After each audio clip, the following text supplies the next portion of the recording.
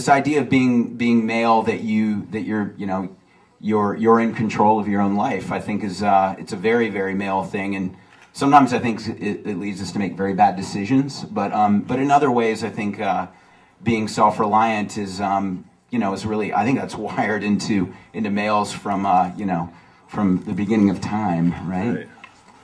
In the way that I do my thing, I think it's kind of Buddhist, maybe. Like, don't accept something as truth unless it's what you believe in your own heart. I very much feel that whether it's aspects of organized religion or anything that's sort of societal pressure, norms that are established. Frequently, when there's a herd behavior or a some sort of homogenous effort, you need to look at who stands to benefit the most from that. And if it doesn't resonate with you and your conscience, you don't necessarily need to adhere to it. Now, I've made some mistakes recently that I knew were absolutely the wrong thing to do, and it gets back to the guy not wanting to be vulnerable. I felt that in the position as a role model that I had for the art community and the actions that I've taken politically, that I could not reveal that I had made a mistake. And I look back at that, and it's like the scratch that you try to, on the fence, you try to touch up, and then you have to whitewash the whole friggin' fence afterwards.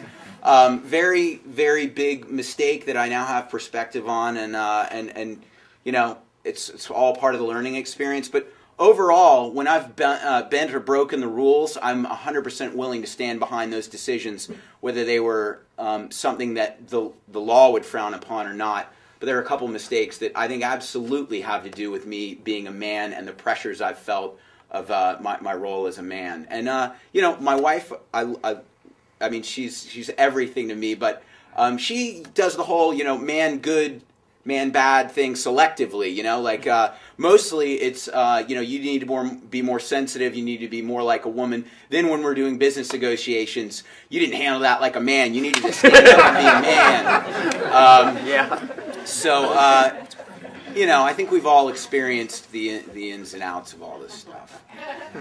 I think what I'm trying to find in my work is a balance between both utilizing and scrutinizing a lot of the techniques of propaganda, pop culture, seduction, celebrity, the tools of advertising, so that people not only are, I think, arrested visually and attracted to something that I create, but at the same time maybe consider the machinations of the process.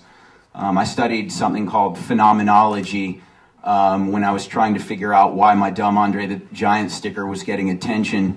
I had to sort of retroactively justify it. It's a theory by Martin Heidegger which says that people need things, they need experiences that reawaken a sense of wonder about their environment and about the things that they encounter. And I think that, yeah, I guess there's a bit of participation and simultaneous deconstruction in what I do.